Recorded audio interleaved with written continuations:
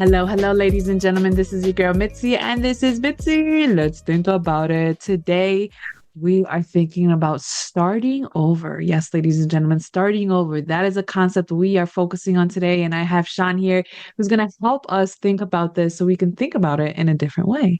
So, Sean, when you hear the word starting over, what does that make you think about? This year has been a big year for starting over. I'm 55, and there's a lot of things going on. I'm big on the number 11, and so I thought, ooh, 55 would be a monumental year in my life. I had no idea that it was going to be this much change. I separated from my fiance in January. Things went bad in February, but I realized that that relationship was over, and I had to start over after a long-term situation and kind of rebuild and decide what direction I was going to go in. I think I had two options. I mean, I think the realization that there was no longer us, it was me. What was I going to do? And I decided to spiral upwards, honestly. These last few months have been all about self-care, self-worth, rebuilding, trying to find me again, thinking about the direction I'm going, working on physical, exercise, walking the dog every day, new job, new life, new, aspirations on the horizon with a new book coming out, new creative projects bubbling. I'm literally in a hotel room in Texas because I wanted to go to a drive-in last night. So I came down and I'm here and I just doing things on my own, out of my comfort zone that I normally wouldn't do. I'm all about that right now. So rebuilding is a process, but it's slow and steady and going in the right direction. I think that's, I look at that as positive.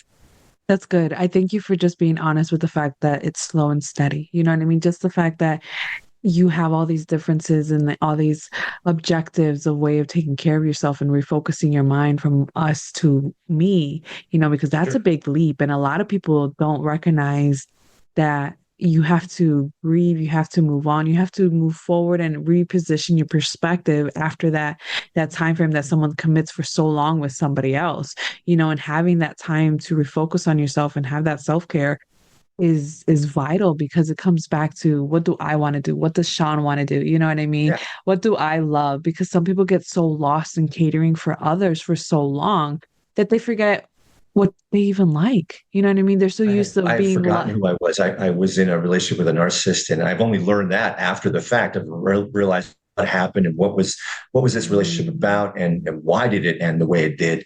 And it was a realization that so it's a lot of learning. It's a huge learning curve, and I realized I could go two directions. I could spiral downwards, which was easy. Drug and alcohol was plentiful, and I could woe is me and go that route, and that was no problem. But I decided I was going to go the other way and just not allow allow it to beat me down. I think but I did realize I was starting from scratch again, and where was I going to go, and what was I going to do, and that's been an uplifting to realize where I was, say, February to now, which is middle of August, is pretty amazing, and I'm comfortable in my own skin. I'm excited about the future. I'm excited about day-to-day things. Little things spark me in ways that I forgot about. Buying these and music that I used to listen to and putting it in the car and driving. Just little goofball things that I went to a place called Casino El Camino last night and had a just because I could, because I walked down the street and went and enjoyed it. And they played a song on the jukebox that just sparked some memory for me. And it was just like, oh, I forgot. I love Austin and I love certain little enclaves in the city, and just doing things that make you happy. It's the littlest things, but it means so much right now. So I'm seeking that out, and not necessarily trying to patch it up with someone else or diving into a relationship with someone else. It's more of that will come in time. And anytime I think I've learned that lesson, if you look for it, you never find it. It's when you're not looking for it that you connect with somebody. So I'm not really focused on that. So I'm focused on where I'm going and what I'm doing and what's happening to me. That's the best part because I've realized when you do that, when you are just walking, just doing yourself, enjoying yourself, and just basking in your own ambience, you really do can encounter somebody who's doing the same thing, and it's just it blends together where it's effortless. It doesn't even feel like it's forced, and if it happens, it's a beautiful thing, blessing to have once again in your life. But if it doesn't, at least you can be happy knowing that you can make yourself happy again. You can enjoy life again. You can do what brings you joy and connect with people in different manners and explore your true potential and how far you can really go, because sometimes we are stuck in survival mode when we're in a toxic relationship for so long that I could absolutely understand how spiraling down seems like an easy cop out, you know what I mean? Because that's the first thing that many people do. But to spiral up, to change that perspective and flip the switch, I mean, that is an amazing, even more thing to do, because people don't get applauded or even acknowledged for choosing the right route. You know what I mean? Sometimes people just expect people to choose the right route or expect people to fall, but they don't acknowledge people when they're doing right, because they just expect people to fall. So I applaud you for just doing the right thing and just finding you again and relearning who you are as an individual, because so many people are afraid of starting over. Why do you think people are afraid of starting over? It's the fear of the unknown. It's the fear of getting out of your comfort zone has been a big deal to me. If I think, oh, I'm not doing that, then I have to do it. That kind of mindset. I went down to the pool yesterday and went on my own and sat and read a book. That's something I would have never done in any kind of hotel environment ever. But I was like, it's crazy hot here. Why not? And ended up talking to some people and enjoying the moment, and just thought that's something that I wouldn't have done 6 months ago, a year ago. Just wouldn't. It wasn't me.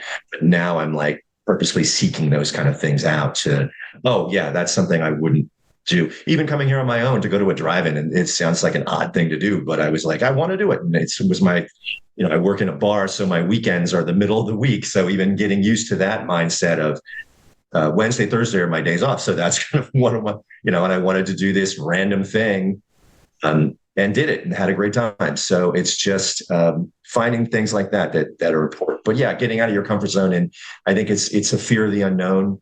I mean, I grew up in a military family, moved all my life, so I was always the new guy, always having to start over, growing up that way.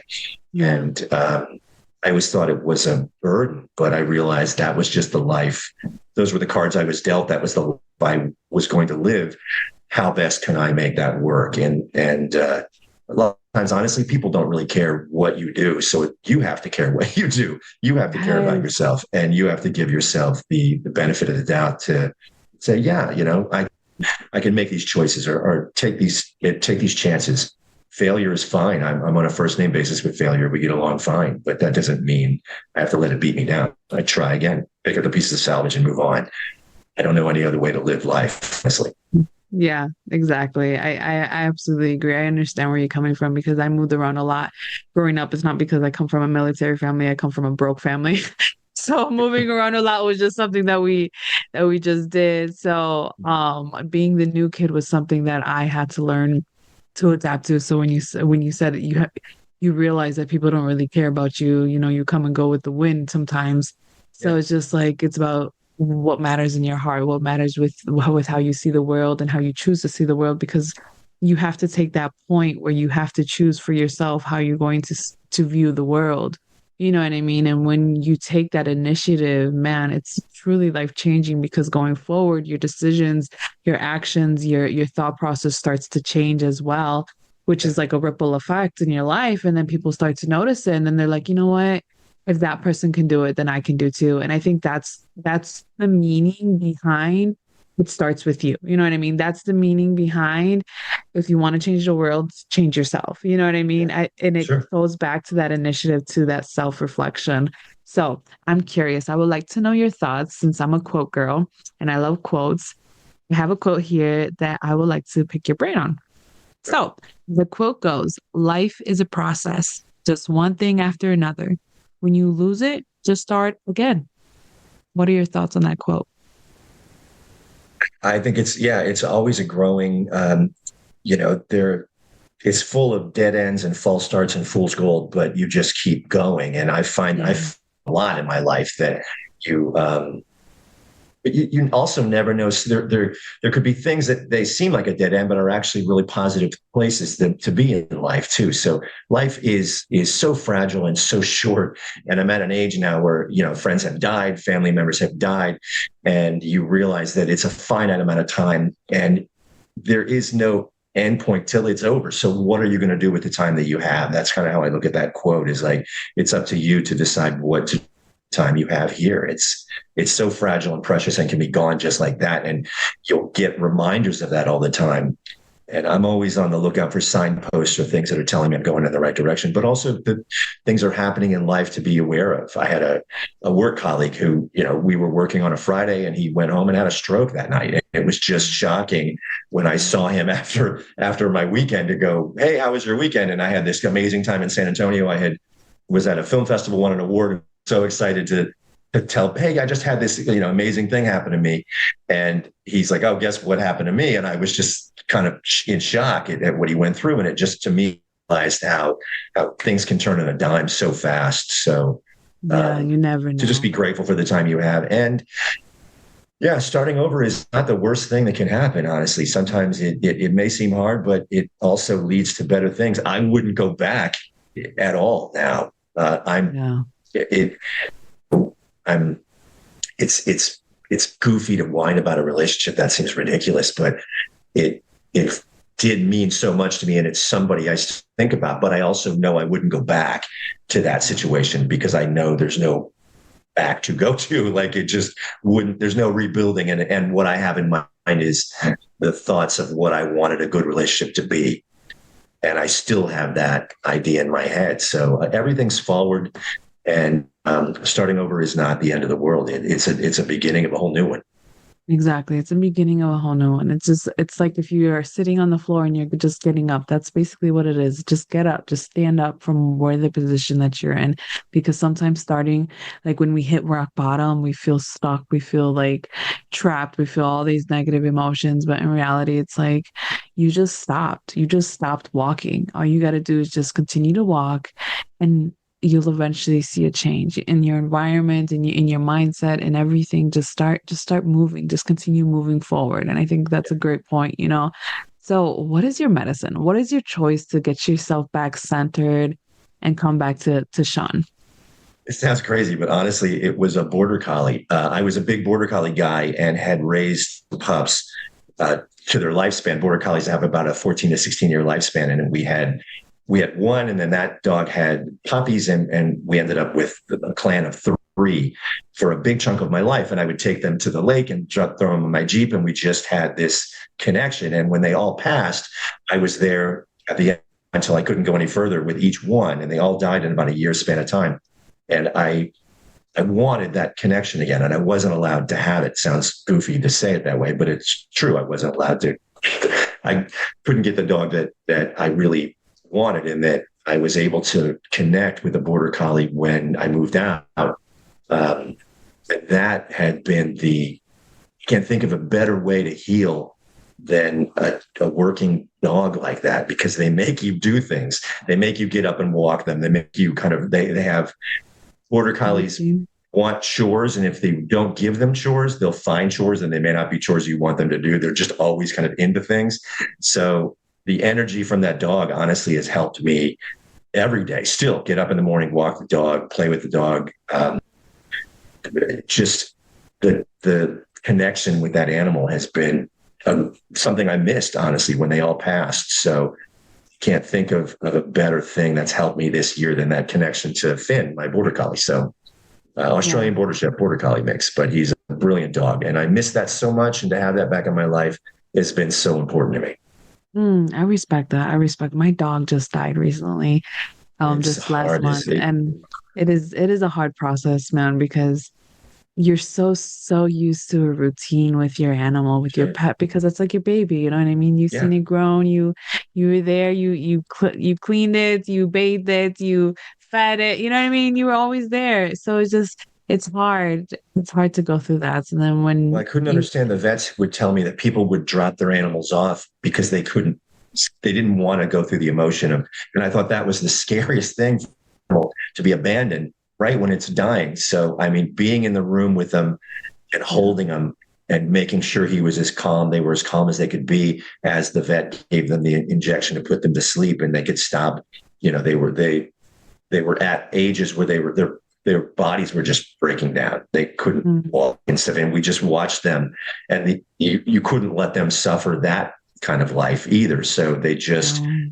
it was their time, but to be there to the end was just necessary, but so draining.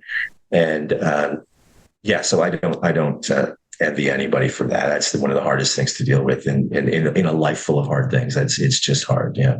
Yeah, I couldn't imagine the way that you did it because I honestly just woke up with morning, called him to come, and he didn't come to me. And I come Oh, to pet him, and he's hard as a rock, not moving, not breathing. It chokes me up, I'm sorry. Yeah. but it's a sad situation either way because it's death. You know what I mean? You know, No, I they no know. longer are here.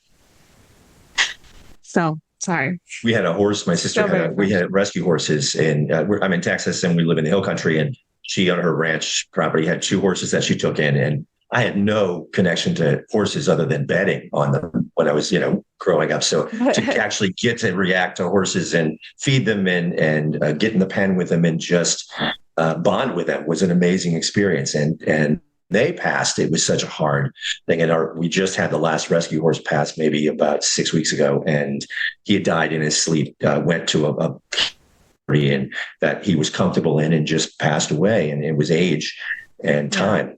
And I remember it being hard, but I also thought we gave, it was an animal that had been abandoned, and we gave that animal a comfortable place to live and Yeah. be exist. They were a pair, Wyatt and Doc. They were a matched set of Missouri Foxtrotter horses, white, kind of just Oh, gorgeous wow. animals. And Yeah.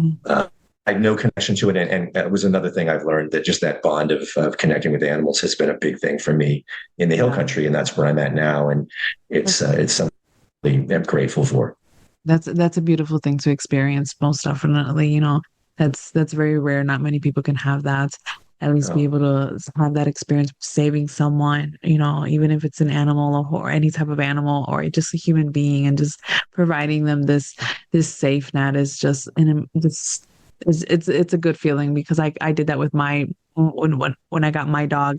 He came from a bad and abused home. He was so timid and scared, like boots scared him, like fast yeah. movements scared him. Like he was very timid. And with me, I'm so calm and I'm so patient where he just loved me his way. Anyways, oh my goodness, we totally changed the topic. So I am so sorry. So we're wasting time because the time is catching up to us.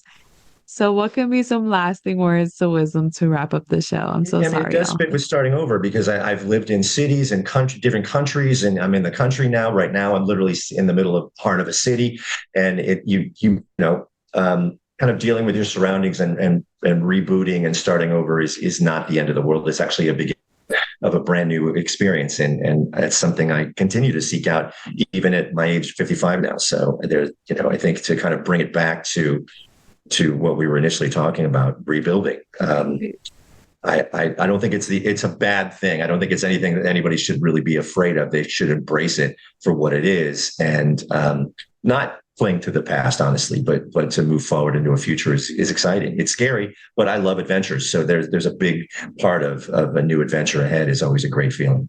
Exactly. It's that adrenaline, it's that knowing of the what if in the positive directions. And once we start reflecting on that of that adventure, or just like, man, what happened if this could be an amazing experience Yeah. instead of dreading the possibility of the horror or what could be wrong, you know, is an amazing gift for people to have because not many people have that ability to do that. So when you're able to tap into that mindset, it truly does change lives. So if ladies and gentlemen, It's euphoric. It's definitely it's a comfort in its own way, really, to it have that. is. It's a peace of mind. It's like it's a little hug. Sure, It's a little self hug. it Anyway, is. so if anyone really did enjoy this conversation and would like to know more about Sean and his perspective and what he has to offer the world, because let's be honest, he has a lot of good things to offer the world, especially with his novels coming out. So go check him out. I have his photo. I have access to his website and all of the goodness he has to share to the world. So just click right there and you Oh, get sweet. all the Thank you for access. Yes, that. of course. So, with that being said, always, always, always keep thinking, y'all. Bye.